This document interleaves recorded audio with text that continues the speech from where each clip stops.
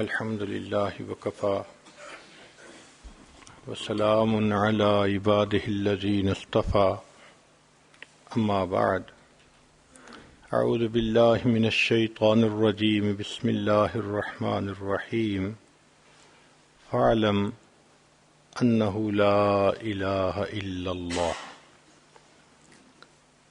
وقال رسول الله صلى الله عليه وسلم افضل الذکر لا الہ الا اللہ سبحان ربک رب العزت عما یصفون وسلام علی المرسلین والحمد للہ رب العالمین اللہم صل علی سیدنا محمد وعلی آل سیدنا محمد وبارک وسلم۔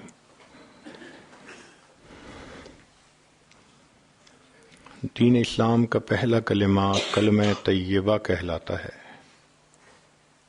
ہم اپنے چھوٹے بچوں کو یاد کرواتے ہیں کہ لا الہ الا اللہ محمد الرسول اللہ۔ اس کے معنی تو ہم میں سے سب لوگ اکثر جانتے ہیں، لیکن اس کے جو معارف ہیں وہ بہت کم آدمیوں کو معلوم ہے۔ آج کی مجلس میں اس کلمے کے معارف کے بارے میں گفتگو کا ارادہ ہے۔ پہلا نقطہ تو یہ سمجھ لیجئے کہ پورے قرآن مجید کا جو نچوڑ ہے وہ توحید ہے۔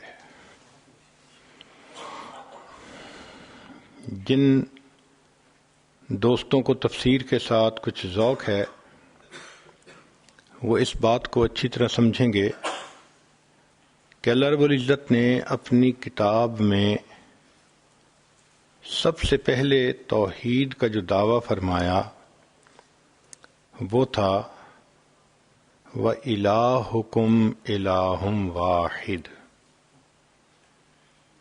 ویسے بھی بات تو توحید کی شروع سے ہی چلتی آ رہی ہے، لیکن جو نتیجہ نکال کے کھری بات کی جاتی ہے یہ سورہ بقرہ میں رب کریم نے کھلے لفظوں میں فرما دیا کہ جان لو کہ تمہارا پروردگار ایک ہے۔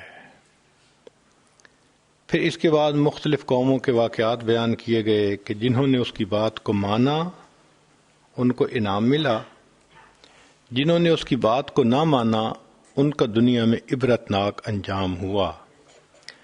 مگر یہ جو توحید کا سبق تھا اس کو دہراتے رہے۔ چنانچہ ایک جگہ فرمایا فَاعْلَمْ أَنَّهُ لَا إِلَٰهَ إِلَّا اللَّهُ، ایک جگہ پر فرمایا لا الہ الا انا فاتقون۔ یہ سلسلہ اسی طرح چلتا رہا حتیٰ کہ قرآن پاک کا جو نچوڑ ہے وہ سورہ فاتحہ ہے، اور وہ بھی توحید ہے۔ فرمایا قل هو اللہ احد اللہ الصمد لم یلد ولم یولد ولم یکن لہ کفوا احد۔ اس لیے سورہ اخلاص، سورہ اخلاص کا اللہ کے ہاں اتنا درجہ ہے کہ نبی علیہ السلام نے فرمایا من قرأ قل هو اللہ احد 10 مرات بنى اللہ لہ بیتا فی الجنہ، کہ جو شخص سورہ اخلاص کو 10 مرتبہ پڑھتا ہے اللہ اس کے بدلے جنت میں گھر بنا دیتے ہیں۔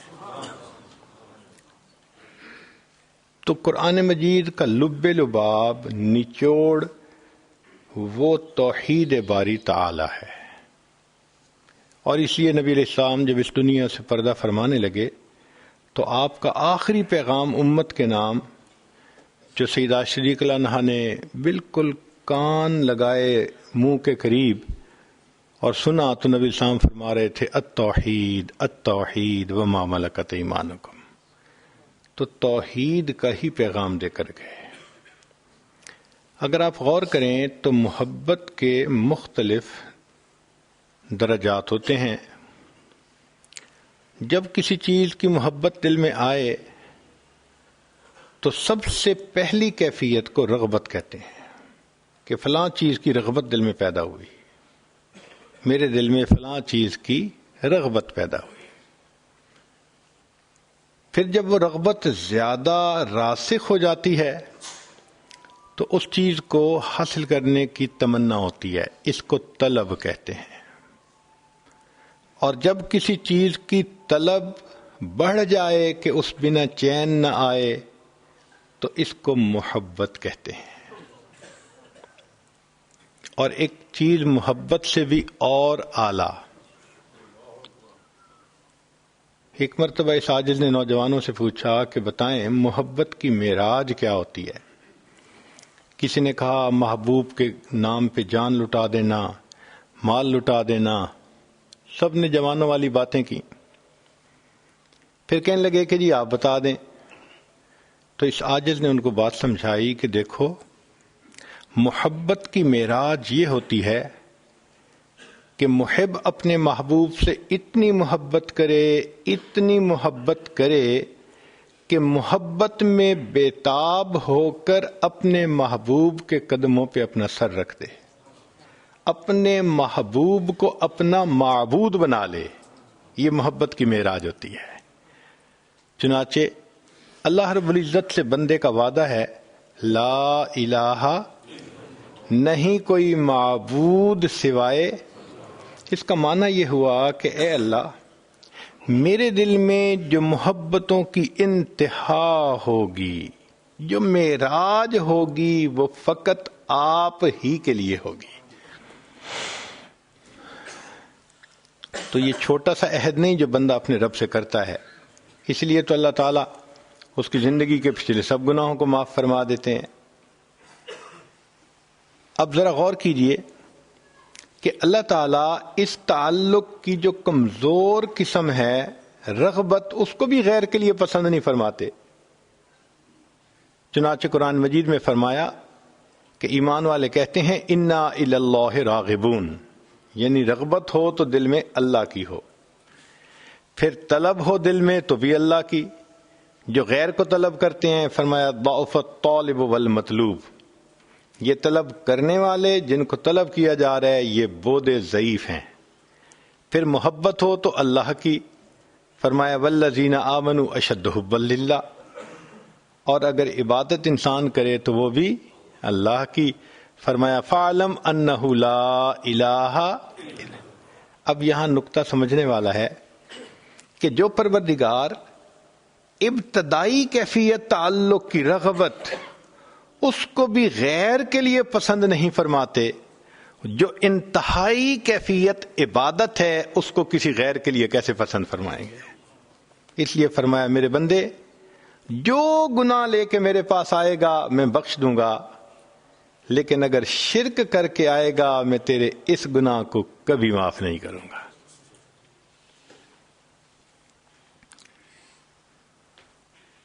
معاذ اللہ عنہ کی روایت ہے کہ ما من عبد یشہد ان لا الہ الا اللہ وان محمدا عبدہ ورسولہ الا حرمہ اللہ علی النار. بخاری شریف کی روایت ہے کہ جو بندہ کلمہ پڑھ لیتا ہے اللہ جہنم کی آگ اس کے اوپر حرام فرما دیتے ہیں.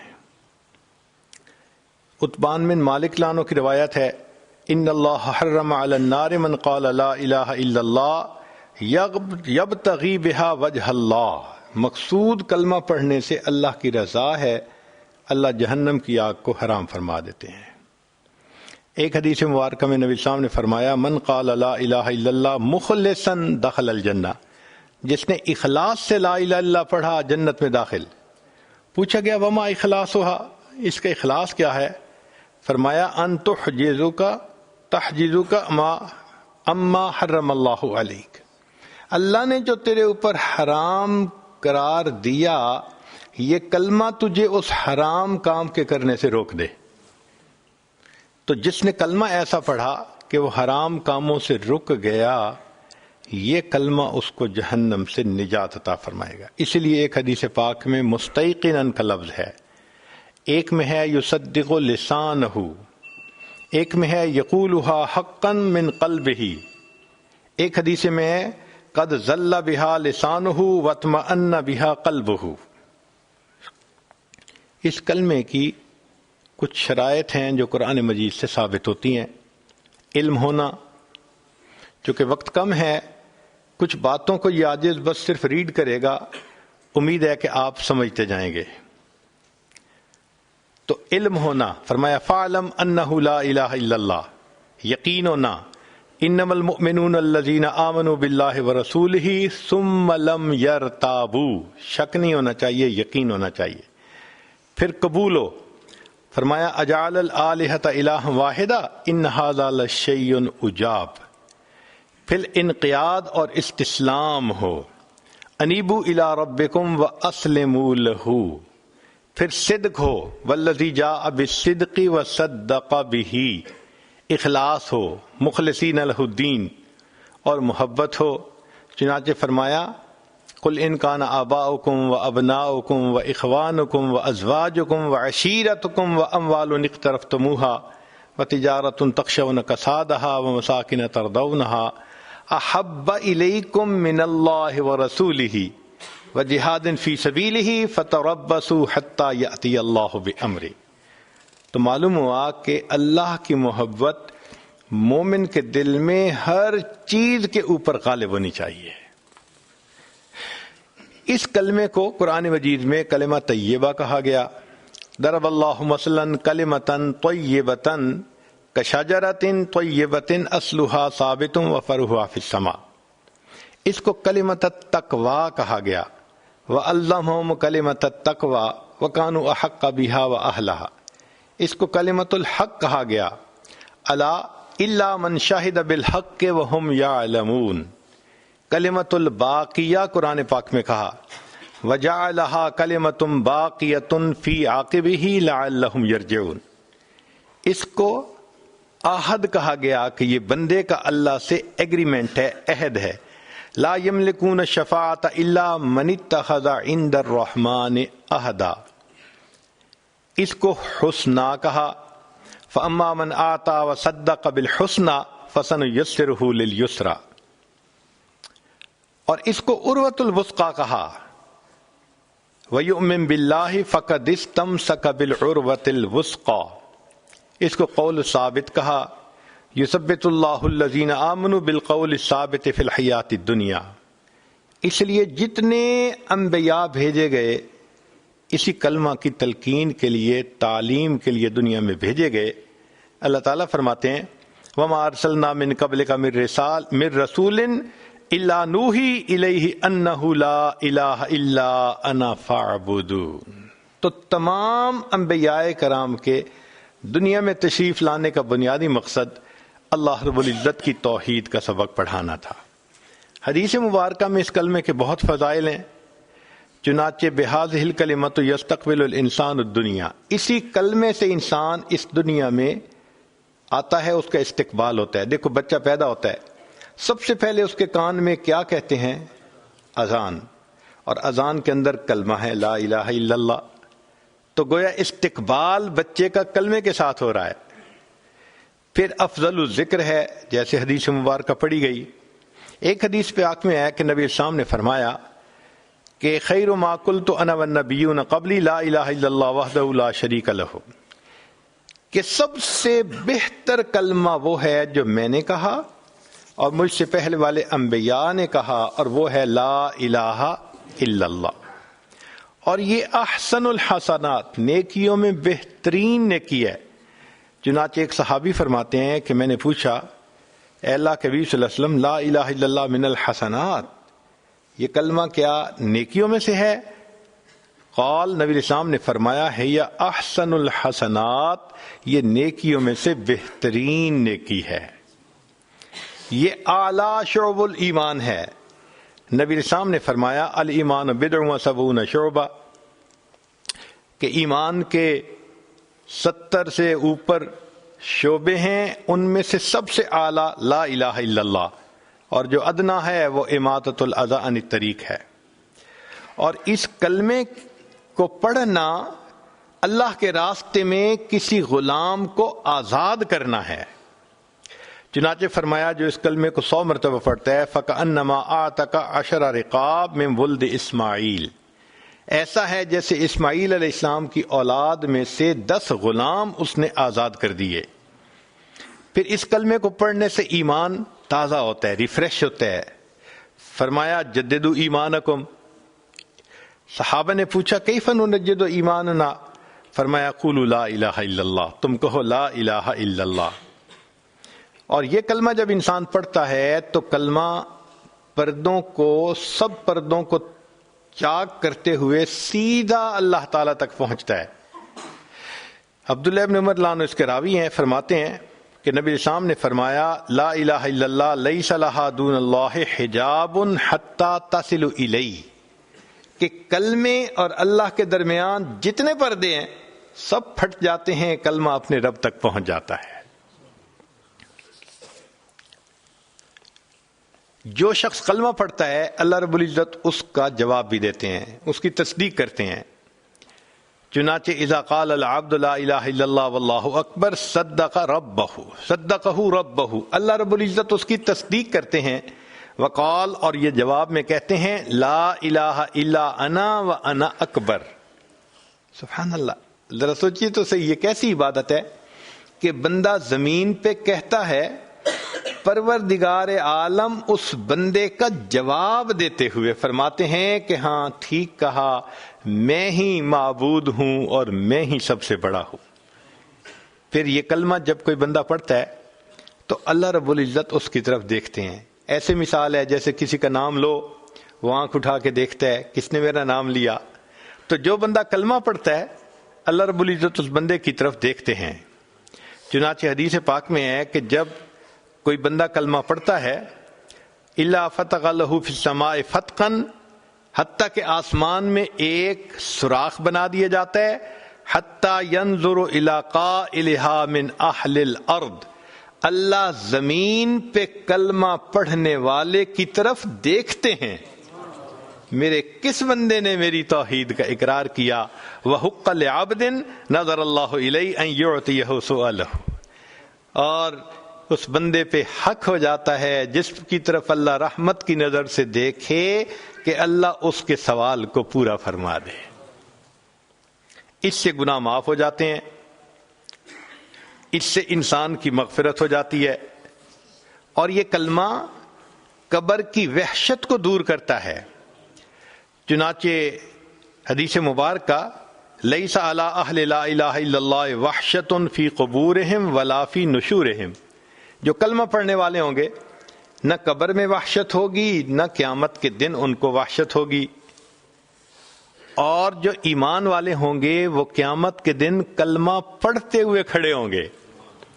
ہی شعار المؤمنین اذا قاموا من القبور، چنانچہ طبرانی نے روایت نقل کی ہے ان شعار هذه الامة على الصراط لا الہ الا انت،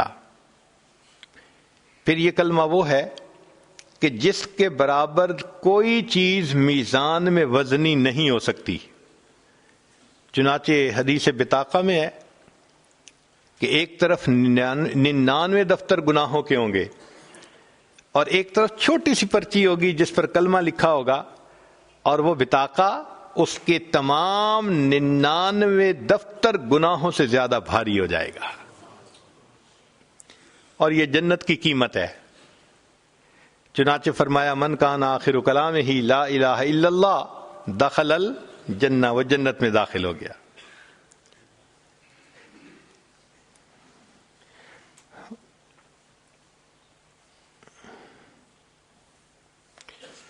یہاں تک تو قرآن مجید کے جو قرآن مجید میں فضائل ہیں کلمہ کے یا حدیث مبارکہ میں ہیں وہ فضائل آپ نے سنے۔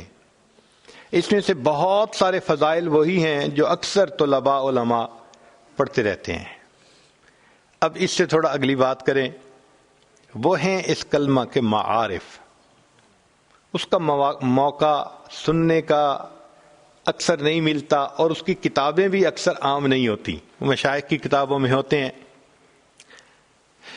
اس کلمے کو مشائخ سلوک نے تزکیہ اور تصفیہ کی بنیاد کہا ہے، اس لیے ہمارے نقشبندی سلوک میں بھی تحلیل لسانی کا سبق ہے، لا الہ الا اللہ، لا الہ الا اللہ ہزاروں مرتبہ پڑھتے ہیں، لاکھوں مرتبہ، اور چشتیہ سلسلہ میں بھی اسی طرح روزانہ 12 تسبیح پڑھتے ہیں، دواز دے، اور اس میں بھی لا الہ الا اللہ کا ذکر کرتے ہیں۔ تو معلوم ہوا کہ جو بندہ بھی اللہ رب العزت تک پہنچنے کا ارادہ کرتا ہے یہ کلمہ اس کے لیے فائدہ مند ہے. جیسے کسی چیز کو دھو دیا جاتا ہے یا صحن میں جھاڑو لگا کے اس کو صاف کر دیتے ہیں میل کو، یہ کلمہ بھی اسی طرح انسان کے دل پر گناہوں کے معاملے میں جھاڑو پھیر دیتا ہے اور دل کو صاف کر دیتا ہے. ہر سالک کو چاہیے کہ وہ دو طرح کے شرک سے بچے. ایک کو شرک جلی کہتے ہیں کہ جو کھلا اور واضح شرک ہے. بعض لوگ درختوں کو پوجا کرتے ہیں، بعض لوگ پتھروں کی پوجا کرتے ہیں. اس قسم کا جو شرک ہے اس کو شرک کے جلی کہتے ہیں. تو ایک تو ہے اس سے 100% بچنا، اور ایک شرک اور بھی ہے جس سے نہیں بچ پاتے، وہ شرک خفی کہلاتا ہے. شرک خفی کا کیا معنی؟ کہ من میں صرف اللہ کی محبت ہو، غیر کی طرف میلان نہ ہو. اب اگر آپ دیکھیں تو انسان اپنے نفس کی خواہش کو پورا کرتا ہے، اللہ کے حکم کو ایک طرف رکھ دیتا ہے. یہ حقیقت میں شرک خفی کہلاتا ہے. گو زبان سے یہ توحید کا اقرار کرتا ہے مگر مانتا تو رب کی نہیں ہے نا، مانتا تو اپنے نفس کی ہے. اور یہ نفس بھی انسان کا معبود بن جاتا ہے. چنانچہ قرآن مجید میں اللہ تعالیٰ فرماتے ہیں آفرأیت من اتخذ الہہ ہوا، کیا دیکھا آپ نے اس کو جس نے اپنی خواہشات کو اپنا معبود بنا لیا. تو خواہش پرستی، زن پرستی، زر پرستی، نفس پرستی، یہ سب کی سب بت پرستی ہی کی اقسام ہیں. خدا پرستی کوئی اور چیز ہے. یہ شرک خفی بہت عام ہے. اس سے بچنا یہ ایمان کامل کے لیے لازم ہے.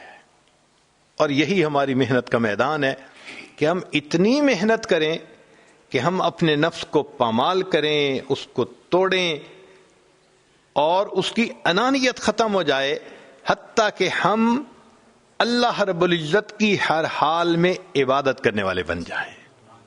تو چنانچہ تصوف و سلوک کا بنیادی مقصد شرک خفی سے بچنا ہے کہ انسان کے من میں اللہ بس جائے، انسان کے دل میں اللہ آ جائے، انسان کے دل میں اللہ سما جائے، بلکہ سچ کہوں انسان کے دل میں اللہ چھا جائے. ایسی دل کی کیفیت ہو جائے. اور یہ ذکر و اذکار سے یہ کیفیت آسانی سے حاصل ہو سکتی ہے. بتوں کو توڑ تخیل کے ہوں یا پتھر کے، ان نفسانی شیطانی بتوں کو تو توڑنا پڑتا ہے. کہنا پڑتا ہے ایک مقام پہ آ کے پروردگار عالم ترکت اللات والعزی جمیعا، میں نے سب لات اور منات کو چھوڑ دیا آپ کی خاطر، بس آپ ہی ہیں جو میرے معبود ہیں، آپ کے سوا کوئی معبود نہیں. ایک بات ذرا سمجھ لیجئے، اس کائنات میں اللہ رب العزت کے بعد جتنی نفس کی پوجا کی گئی ہے کسی دوسرے بت کی اتنی پوجا نہیں کی گئی. سب سے زیادہ انسانوں نے اپنے نفس کو پوجا ہے. نفس کے پجاری جی کرنا تو وہ ہے جو مرضی آئے گی، یہ نفس کی پوجا ہی ہے نا. اس شرک خفی سے نجات پانا یہ بگ چیلنج ہے، یہ آسان نہیں ہے، اس کے لیے محنت کرنی پڑتی ہے. اور یہ بھی آپ نہیں کہہ سکتے کہ جی آج بات سمجھ آ گئی بس میں نفس کی نہیں مانوں گا. ایسے نہیں کام چلتا. یہ نفس بہت ضدی ہے، یہ اللہ کی نافرمانی پہ تلا رہتا ہے، اپنی منوانا چاہتا ہے. اس کے زور کو توڑنے کے لیے پھر مجاہدے کرنے پڑتے ہیں، چاہے وہ کھانے پینے کے مجاہدے ہوں، چاہے اللہ والوں کی صحبت میں رہنے کا مجاہدہ ہو، اور چاہے ہر حال میں سنت کی اتباع کا مجاہدہ ہو. چونکہ باجیر بستامی رحمۃ اللہ فرماتے تھے میں نے 20 سال تک مجاہدے کیے مگر ہر حال میں نبی علیہ السلام کی سنت پر عمل کرنے سے بڑا مجاہدہ میں نے دنیا میں کوئی نہیں دیکھا. تو مشائخ یہ مجاہدہ کرواتے ہیں اور پھر انسان کامل انسان بنتا ہے. پھر اس کے اندر سے ماں سوا کی محبت نکل جاتی ہے اور ایک اللہ رب العزت کی محبت اس کے دل میں آتی ہے. اسی لیے کہنے والے نے کہا عشق کی آتش کا جب شعلہ اٹھا ماں سوا معشوق سب کچھ جل گیا. عشق کی آتش کا جب شعلہ اٹھا ماں سوا معشوق سب کچھ جل گیا.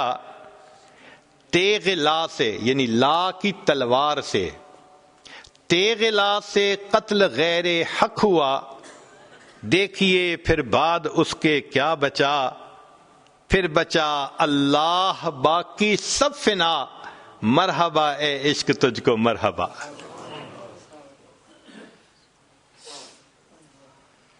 یہ اللہ کی محبت ہوتی ہے, اللہ کا عشق ہوتا ہے جو ماں سوا سے انسان کو یکسو کر دیتا ہے. شاد باد اے عشق خوش سودائے ماں اے دوائے جملہ علت ہائے ماں اے دوائے نخوت و ناموس ماں اے کہ افلاطون و جالی نوس ماں.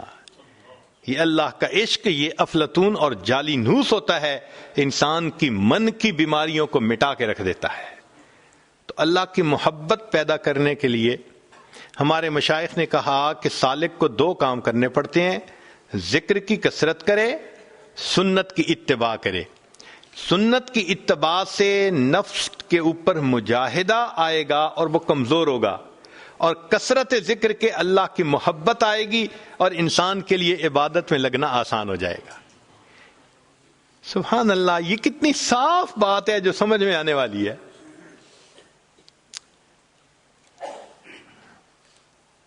اب یہاں تک کہ جو معارف تھے یہ بھی سمجھ میں آنے والے تھے.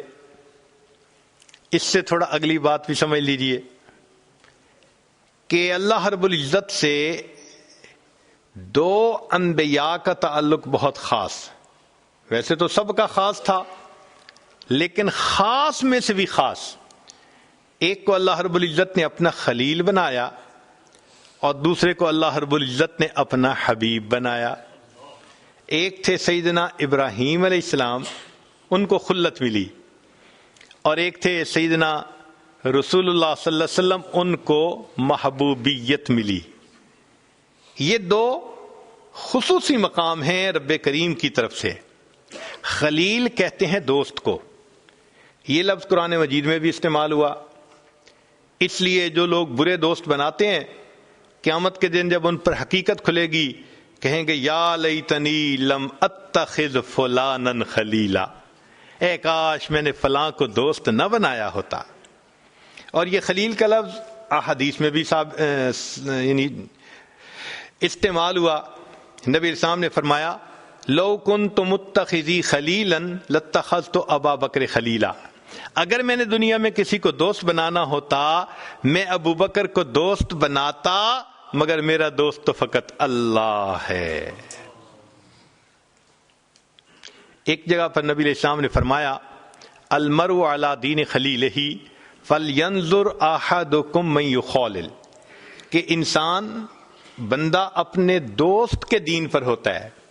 تو یہ خلیل کا لفظ قرآن و حدیث کے اندر استعمال ہوا نظر آتا ہے. ایک ہے لفظ محبوبیت کا, یہ بھی قرآن مجید میں استعمال ہوا اور حدیث پاک میں استعمال ہوا. جیسے فرمایا کہ قل ان کنتم تحبون اللہ فاتبعونی یحببکم اللہ, اللہ تم سے محبت کریں گے, تم اللہ کے محبوب بن جاؤ گے. اور حدیث مبارکہ میں ہے, چنانچہ جب نبی علیہ السلام معراج پر تشریف لے گئے تو رب کریم نے فرمایا یا محمد صلی اللہ علیہ وسلم سل تعطا, مانگیے آپ کو عطا کیا جائے گا. نبی علیہ السلام نے فرمایا فقال رب انک اتخذت ابراہیم خلیلا, اے اللہ آپ نے تو ابراہیم علیہ السلام کو اپنا خلیل بنا لیا ہے. فقال, اللہ رب العزت نے جواب دیا الم اعطک خیرا منہا, اے میرے محبوب کیا میں نے آپ کو اس سے بہتر رتبہ نہیں عطا کیا؟ اتخذتک حبیبا، تمہیں میں نے اپنا محبوب بنا لیا ہے۔ سبحان اللہ۔ تو نبی علیہ السلام اللہ رب العزت کے محبوب۔ اب ایک مقام خلت ہے، ایک مقام محبوبیت ہے۔ ذرا غور کیجئے گا کہ ان دونوں کی آپس کی تفصیلات بھی معلوم کر لیجئے۔ جو خلیل تھے ان کو اللہ نے انسانوں کا امام بنایا، فرمایا انی جاعلک للناس اماما۔ تو جو خلیل تھے وہ کن کے امام بنے؟ انسانوں کے۔ اور جو حبیب تھے ان کو اللہ نے انبیاء کا امام بنایا۔ سبحان اللہ۔ حتیٰ کہ ابراہیم علیہ السلام نے بھی نبی علیہ السلام کے پیچھے نماز ادا فرمائی۔ پھر دیکھیے کہ خلیل کے بارے میں اللہ تعالی ارشاد فرماتے ہیں وَكَذَلِكَ نُرِي إِبْرَاهِيمَ مَلَكُوتُ السَّمَاوَاتِ وَالْأَرْضِ۔ طلباء نقطہ سمجھیں گے کہ خلیل کو اللہ نے ملکوت السماء والارض دکھانے کی بات کی ہے، زمین و آسمان کے خزانے دکھائے خلیل کو، لیکن جب محبوب کی باری آئی تو زمین و آسمان کے خزانے کیا اوقات رکھتے ہیں؟ فرمایا لقد رآ من آیات ربہ الکبریٰ، میرے محبوب نے تو رب کی نشانیوں کو دیکھا۔ پھر دیکھیے خلیل کا تذکرہ تھا تو ان کو دعا مانگنی پڑی کہ لا تخزنی، اللہ مجھے قیامت کے دن رسوا نہ فرمائیے گا۔ لیکن جب محبوب صلی اللہ علیہ وسلم کا تذکرہ آیا وہاں محبوب صلی اللہ علیہ وسلم کو دعا نہیں کرنی پڑی، نبی علیہ السلام کو اللہ نے خود فرما دیا یوم لا یخزی اللہ النبی والذین آمنوا معہ۔ اے میرے محبوب صلی اللہ علیہ وسلم، آپ کو اور جو آپ کے ساتھ ایمان لائے ہم ان میں سے کسی کو بھی قیامت کے دن رسوا نہیں ہونے دیں گے۔ پھر اللہ رب العزت نے قربانی تو انسان سے لینی ہوتی ہے اس دنیا میں، آیا جو قربانی کے لیے وَلَنَبْلُوَنَّكُمْ، لازماً ہم تمہیں آزمائیں گے۔ تو انسان کو آزمایا تو جاتا ہے۔ دیکھیے ابراہیم علیہ السلام کی آزمائش کہ خلیل سے اللہ رب العزت نے بیٹے کی قربانی مانگی، چنانچہ ابراہیم خلیل اللہ نے اپنے بیٹے کو اللہ کے نام پہ قربان کیا۔ ہم جانتے ہیں کہ ابراہیم علیہ السلام کی سنت قرار پائی، بہت بڑی بات تھی۔ ہم اپنے بچوں کے بارے میں کتنے سینسٹیو ہوتے ہیں، تھوڑی طبیعت خراب ہو تو ہمیں چین نہیں آتا، اور بچے کو خود قربان کرنا، اللہ اکبر، بڑی قربانی تھی۔ مگر اللہ رب العزت نے اپنے خلیل سے بڑی قربانی مانگی اور پھر کہا ان ھذا لہو البلاء المبین، یہ بڑی آزمائش تھی، بڑی آزمائش۔ تو ابراہیم خلیل اللہ سے اللہ نے بیٹے کی قربانی مانگی اور اپنے محبوب سے خود نہیں مگر ان کے نواسے سے پورے گھرانے کی قربانی مانگی۔ چنانچہ نبی علیہ السلام سیدنا حسین رضی اللہ عنہ کو جب پیار کرتے تھے تو ان کے چہرے پہ بھی بوسہ دیتے تھے، گلے پہ بھی بوسہ دیتے تھے، اور فرماتے تھے کہ یہ بچہ ہوگا جو اللہ کے راستے میں شہید کیا جائے گا۔ محبوب کو اطلاع دے دی گئی تھی، فرمایا محبوب آپ کی تو شان بڑی اونچی ہے، ہم نے آپ سے قربانی کیا لینی، جو آپ کے شاگرد دنیا میں ہوں گے وہ ایک قربان کرنے کی بجائے اللہ کے نام پہ پورے گھرانے کو قربان کرنے کی مثالیں قائم کر دیں گے۔ اس لیے علامہ اقبال نے عجیب شعر کہا غریب و سادہ اور رنگی ہے داستان حرم، کہ حرم کی جو کہانی ہے، داستان ہے، سٹوری ہے، یہ بہت انوکھی ہے۔ غریب سے مراد انوکھی، جس کو کہتے ہیں نا 1 in million، غریب کا یہ معنی۔ سادہ ہے اور رنگین ہے خون سے، تو فرمایا غریب و سادہ اور رنگی ہے داستان حرم، نہایت اس کی حسین ابتدا ہے اسماعیل۔ تو حرم کی داستان میں ابتدا تھی ابراہیم خلیل اللہ نے بیٹے کی قربانی دی، اور انتہا یہ تھی کہ سیدنا حسین لانو نے پورے کنبے کی قربانی عطا فرما دی۔ فرق ہوتا ہے خلیل میں اور محبوب میں۔ جو دوست ہوتا ہے نا اس کو انسان زیادہ آزماتا ہے۔ تو آپ بھی ذرا غور کیجئے کہ اللہ رب العزت نے ابراہیم خلیل اللہ کو خوب آزمایا۔ قرآن مجید میں فرمایا وَإِذِ ابْتَلَىٰ إِبْرَاهِيمَ رَبُّهُ بِكَلِمَاتٍ فَأَتَمَّهُنَّ، آزمایا ابراہیم علیہ السلام کو ان کے رب نے کچھ باتوں میں، اور وہ اس میں 100% کامیاب ہوئے۔ تو آزمائش آئی، اللہ نے ابراہیم علیہ السلام سے لینے کی انتہا کر دی۔ کیسے؟ گھر چھڑوا دیا، خاندان چھڑوا دیا، پھر ملک چھڑوا دیا، پھر بیوی بچوں کو کہا کہ دور بسا کے آؤ، وہ بھی چھوٹ گئے۔ پھر ایک وقت آیا کہ فرمایا بیٹے کو بھی قربان کر دو، اور ایک وقت آیا فرمایا خود بھی آگ میں کود جاؤ۔ تو دیکھیے لینے کی انتہا۔ تو جو دوست ہوتا ہے لینے کی انتہا ہوتی ہے، جو محبوب ہوتا ہے وہاں دینے کی انتہا ہوتی ہے۔ نبی علیہ السلام کے بارے میں اللہ فرماتے ہیں وَعَلَّمَكَ مَا لَمْ تَكُنْ تَعْلَمْ وَكَانَ فَضْلُ اللَّهِ عَلَيْكَ عَظِيمًا۔ اے میرے محبوب آپ پر تو اللہ کا بہت فضل ہے۔ فرمایا میرے محبوب وَلَسَوْفَ يُعْتِيكَ رَبُّكَ فَتَرْضَىٰ، تیرا رب تجھے اتنا دے گا کہ تو بس بس کرے گا۔ تو خلیل سے لینے کی انتہا اور محبوب صلی اللہ علیہ وسلم کو دینے کی انتہا۔ یہاں تک بھی بات آسانی سے سمجھ میں آ جاتی ہے۔ اب ذرا اس سے بھی ایک اور گہری بات ہے۔ طالب علم ہونے کے ناطے آپ کی خدمت میں پیش کرتا ہوں کہ ابراہیم علیہ السلام کو اس دنیا میں مقام نفی میں کمال حاصل ہوا۔ ابراہیم علیہ السلام کو اس دنیا میں مقام نفی میں کمال ہوا۔ انہوں نے ماں سوا کی نفی کر دی۔ فرمایا ان صلاتی و نسکی و محیایا و مماتی للہ رب العالمین۔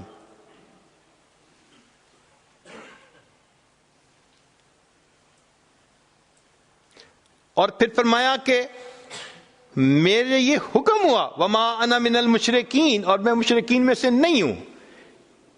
انی وجہت وجہی للذی فطر السماوات والارض حنیفا وما انا من المشرکین۔ تو نفی کر دی انہوں نے معبودوں کی۔ ایک اللہ کے اوپر ایسا ایمان تھا کہ ماں سوا کے بتوں کو توڑ کے رکھ دیا۔ یہ ابراہیم علیہ السلام کے اس دنیا میں کمال تھا۔ مقام نفی میں جتنا کمال ان کو حاصل ہوا اتنا کسی کو حاصل نہیں ہوا۔ چنانچہ ایک وقت وہ بھی آیا کہ جب دنیا کے اسباب تو چھوٹ گئے تھے، جبرائیل علیہ السلام مدد کرنے کے لیے آئے کہ میں آپ کو آگ سے بچاؤں، اللہ کا حاجہ۔ تو ابراہیم علیہ السلام نے فرمایا کیا میرا پروردگار جانتا ہے کہ میں اس حال میں ہوں؟ انہوں نے کہا ہاں اللہ تعالیٰ جانتے ہیں۔ فرمانے لگے حسبی سؤالی علمہ بحالی، کہ اللہ رب العزت جانتے ہیں میں کس حال میں ہوں، اس بات نے مجھے تجھ سے مدد مانگنے سے منع کر دیا۔ میرا رب جو جانتا ہے، میں کسی کی مدد نہیں چاہتا۔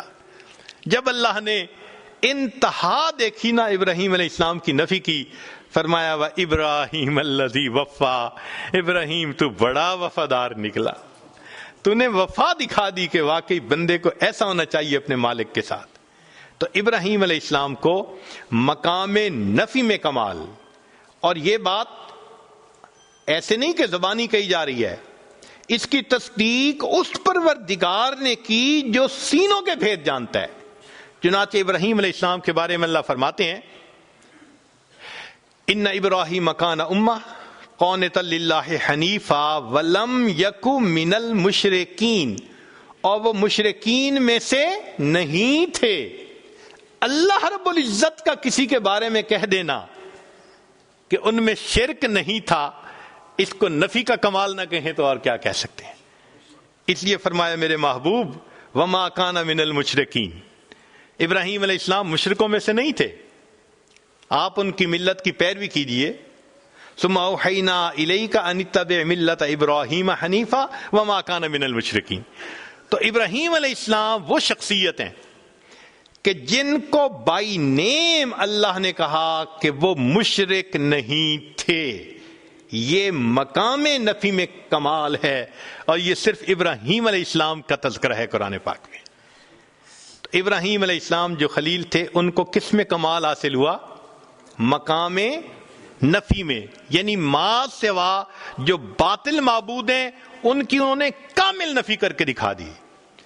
اور اللہ کے محبوب صلی اللہ علیہ وسلم کا معاملہ وہ کچھ اور ہے، ان کو اللہ نے مقام نفی میں بھی کمال عطا فرمایا اور مقام اس بات میں بھی کمال عطا فرمایا۔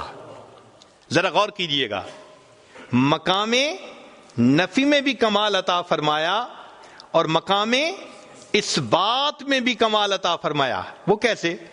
ہم اور آپ جتنے ہیں نا، ہمارا ایمان بن دیکھے، اب بن دیکھے اور دیکھے میں فرق تو ہوتا ہے نا۔ یہ تو نہیں نہ ہو سکتا کہ بھئی انسان دیکھ لے اور اس میں اس کو کوئی اضافہ محسوس نہ ہو۔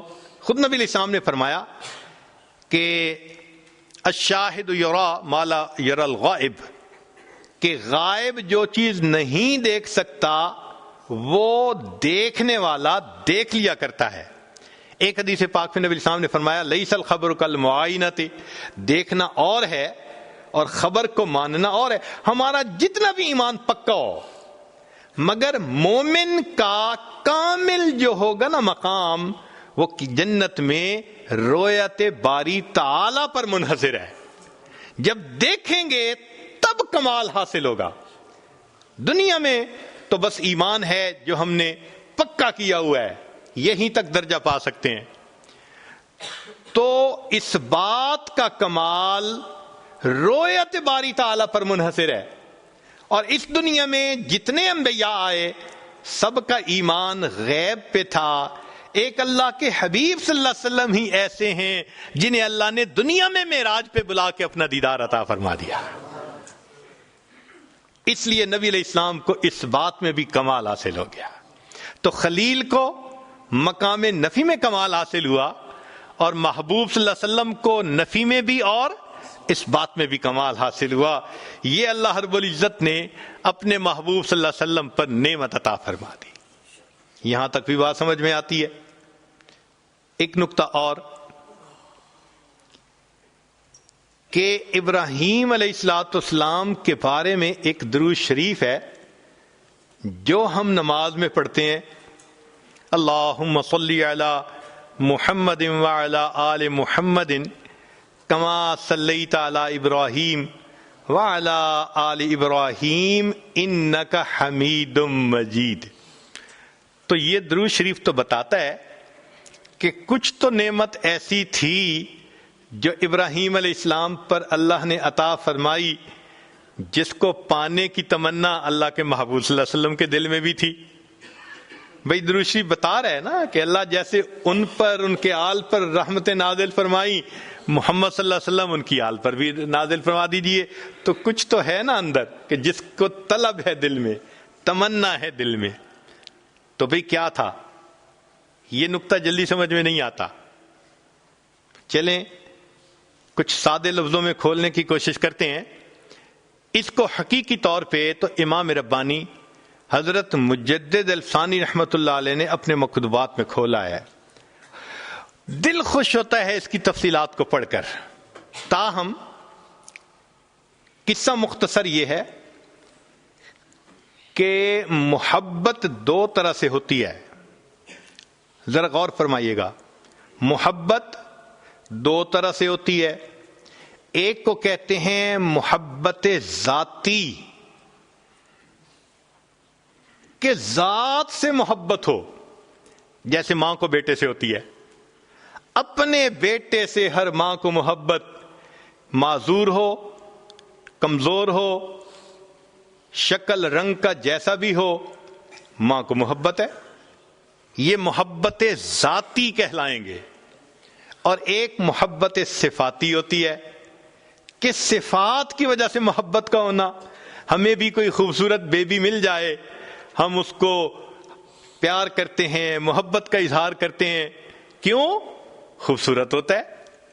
اور جو بچہ لکھا پڑھا صفات والا ہو وہ سب کو اچھا لگتا ہے. تو معلوم ہوا کہ محبت کے دو انداز ہوتے ہیں. ایک انداز کو کیا کہتے ہیں؟ محبت ذاتی. اور دوسرے انداز کو کیا کہتے ہیں؟ محبت صفاتی. یہ دو الگ الگ انداز ہیں.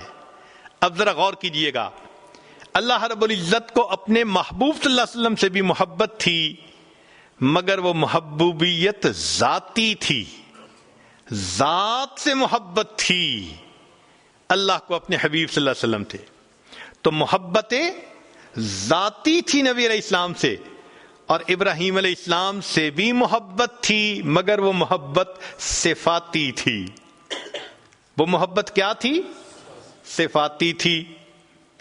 یہاں تک بات سمجھ میں آ گئی کہ نبی علیہ السلام سے بھی محبت تھی، مگر یہ محبت کیا تھی؟ محبوب آپ کو پیدا نہ کرنا ہوتا تو میں کائنات کو بھی پیدا نہ فرماتا. یہ محبت ذاتی تھی. اور ابراہیم علیہ السلام سے بھی محبت تھی، اور وہ محبت، تو جو محبت ذاتی تھی اس کو محبوبیت کہا، اور جو محبت صفاتی تھی اس کو خلت کہہ دیا. اب سنیے کہ نبی علیہ الصلوۃ والسلام پھر درود شریف یہ کیوں پڑھا کرتے تھے؟ وجہ یہ ہے کہ جو ذات سے محبت ہو تو اس بندے کی تمنا یہ ہوتی ہے کہ میرے اندر صفات بھی پوری آ جائیں تاکہ میں کامل ہو جاؤں.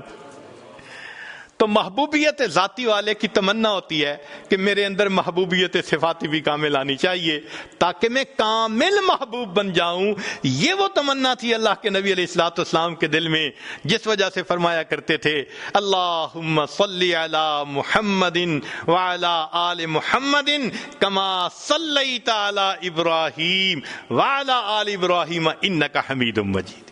اے اللہ، جو محبوبیت صفاتی ان کو عطا فرمائی تھی، اس دنیا میں مجھے بھی اس میں کامل کر دیجئے تاکہ مجھے محبوبیت ذاتی حاصل، میں اس دنیا میں محبوبیت صفاتی بھی حاصل کر کے دنیا سے چلا جاؤں.